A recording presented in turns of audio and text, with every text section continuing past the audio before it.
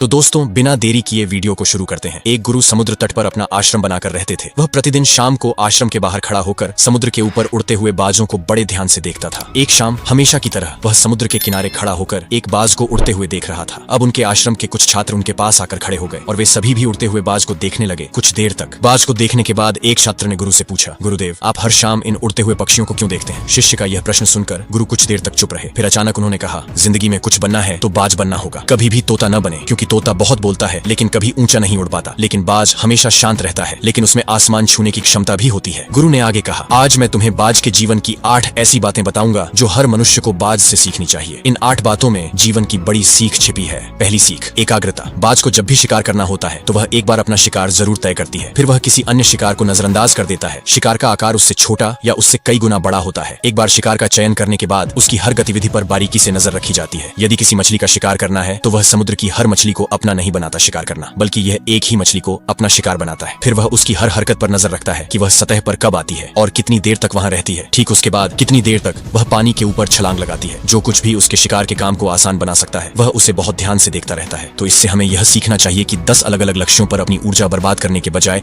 हमें पूरी एकाग्रता के साथ एक लक्ष्य पर ध्यान केंद्रित करना चाहिए और उस लक्ष्य के बारे में जितना संभव हो उतना सीखना चाहिए। और इस बात का भी ध्यान रखना चाहिए कि उस लक्ष्य को प्राप्त करने में क्या चुनौतियां आने वाली हैं और हम उन चुनौतियों को कैसे आसान बना सकते हैं। हमें इन सभी बातों को जानना चाहिए। दूसरा सिख, बाज हमेशा ऊंचा और अकेला उड़ता है। बाज कभी गौरैया, कौवे या छोटे पक्षी के साथ नहीं उड़ता। बाज या तो बाज के साथ उड़ता है या अकेले उड़ता है। यह हमें सिखाता है कि छोटी सोच वाले लोगों से दूर रहें, या तो बड़ी सोच वाले लोगों के साथ रहें या फिर अकेले रहें, क्योंकि जिस तरह के लोगों के साथ हम रहते हैं वही अंततः वही बन जाते हैं जो हम हैं। इसलिए हमेशा अच्छे लोगों की संगति चुनें, नहीं तो आप अकेले रह जाएंगे, क्योंकि यही वह समय है जब हम खुद को बेहतर तरीके से जान पाते हैं। तीसरी सीख, अपनी सीमाओं से ऊपर उठें। जब भी मौसम खराब होता है या बारिश या तूफान आता है तो हर पक्षी अपने घोंसले की ओर उड़ जाता है और छिपने की जगह ढूंढ लेता है, लेकिन बाज ऐसा कुछ नहीं करता। यह अपनी ही सीमाओं को तोड़ने और बादलों के ऊपर उड़ने की कोशिश करता है। हवाएं उसे थपेड़े मारती हैं, उसके पंख भारी हो जाते हैं, पानी और धूल के कारण उसे कुछ भी दिखाई नहीं देता है, लेकिन फिर भी वह आकाश की ओर उड़ता रहता है और अंत में बादलों से ऊपर उठता है और वहां तब तक उड़ता रहता है जब तक कि मौसम नहीं बदल जाता। बाज उसे तोड़ने में सक्षम होता है। सीमाएं इसलिए क्योंकि मुसीबत आने पर वह घबराता नहीं है, उससे न डरता है, उससे भागने की कोशिश नहीं करता, बल्कि सकारात्मक सोच के साथ उसका सामना करता है। इससे हमें यह सीख मिलती है कि जीवन में जब भी कोई समस्या आए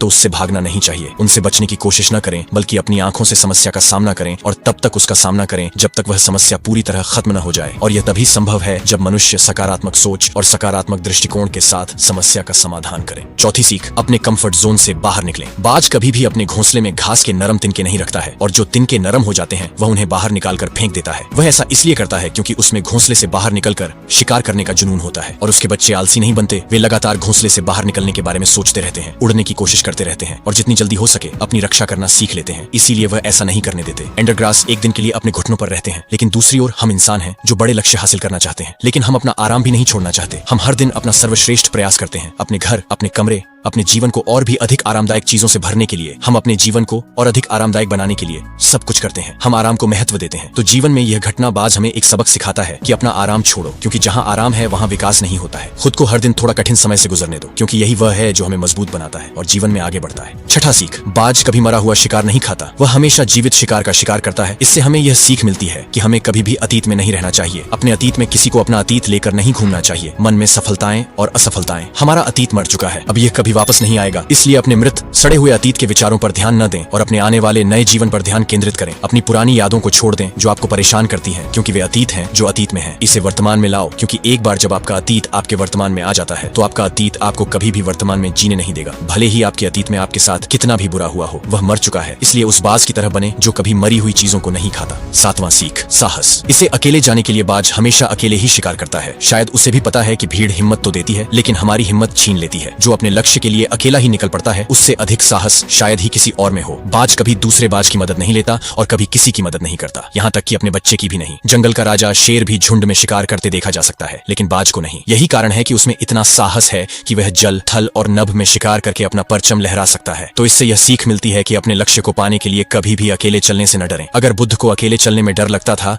तो दुनिया को ध्यान और शांति का पाठ कौन पढ़ाता। आठवां और सबसे महत्वपूर्ण सीख, दर्द से मत भागो। फाल्कन लगभग 70 साल तक जीवित रहता है, लेकिन लेकिन 40 साल के भीतर उसका शरीर बूढ़ा हो जाता है। उसके शरीर में नाखून गड़ जाते हैं, पैर पंख उसके शरीर में चिपक जाते हैं, उसकी चोंच मुड़ जाती है, उसका शरीर भर जाता है। ऐसी स्थिति में शिकार उड़ने की स्थिति में भी नहीं होता है। अब उसके पास केवल 2 ही विकल्प हैं। पहला, या तो वह अपनी स्थिति स्वीकार कर भूख से मर जाए या किसी अन्य जानवर का शिकार बन जाए। दूसरा विकल्प यह है कि वह 6 महीने की बेहद दर्दनाक प्रक्रिया से गुजरे और खुद को फिर से मजबूत बनाए। लेकिन बाज तो है ही, बाज यह बाद वाले को चुनता है। इसके लिए वह खुद को एक बहुत ऊंचे और एकांत पहाड़ पर ले जाता है, जहां वह पहले अपने विचारों के साथ अपने सभी पंख काट देता है और उन्हें दूर फेंक देता है। फिर चट्टान को लात मारता है और उसके पंजे तोड़ देता है। फिर उसी चट्टान पर अपनी चोंच मारता है और इस खूनी अवस्था में यह खुद को दूसरे जानवरों से छुपा लेता है। अगले 6 महीनों तक वह ऐसी दर्दनाक स्थिति से गुजरता है और एक नई चोंच, नए पंख और नए पंजे के बढ़ने का इंतजार करता है। 6 महीने के इस दर्दनाक समय के बाद जब उसके पंजे नहीं बल्कि नए पंख उगाते हैं और एक नई चोंच आती है, तब वह अपना नया जीवन शुरू करता है और शिकार पर निकल जाता है और अगले 30 वर्षों तक फिर से शासन करता है। यह हमें सिखाता है कि जब समय आता है तो हमें कुछ नया पाने के लिए अपनी कुछ पुरानी आदतों को छोड़ना पड़ता है। चाहे इसे छोड़ना कितना भी मुश्किल क्यों ना हो, चाहे यह प्रक्रिया कितनी भी दर्दनाक क्यों ना हो, उसके लिए ऐसी चीजें छोड़ना जो हम पर बोझ डालती हैं, जो हमें रोकती हैं, जिनका हमारे जीवन में कोई उपयोग नहीं है, उन्हें छोड़ देना ही बेहतर है। गुरु ने आगे कहा, तो बाज से सीखने लायक ये 8 बातें थीं जो जीवन भर आपके काम आएंगी। शिष्यों ने कहा कि गुरु, हमने कभी नहीं सोचा था कि बाज जैसा पक्षी भी हो सकता है, इतना कुछ सीख सकते हैं। इसके बाद सभी शिष्यों ने भिक्षु को धन्यवाद दिया और अपने काम पर वापस चले गए। दोस्तों, मुझे उम्मीद है कि आपको इस कहानी से बहुत कुछ सीखने को मिला होगा और ये कहानी भी आपको अच्छा लगा होगा। अगर अच्छा लगा है तो वीडियो को लाइक और चैनल को सब्सक्राइब कर दीजिए। धन्यवाद।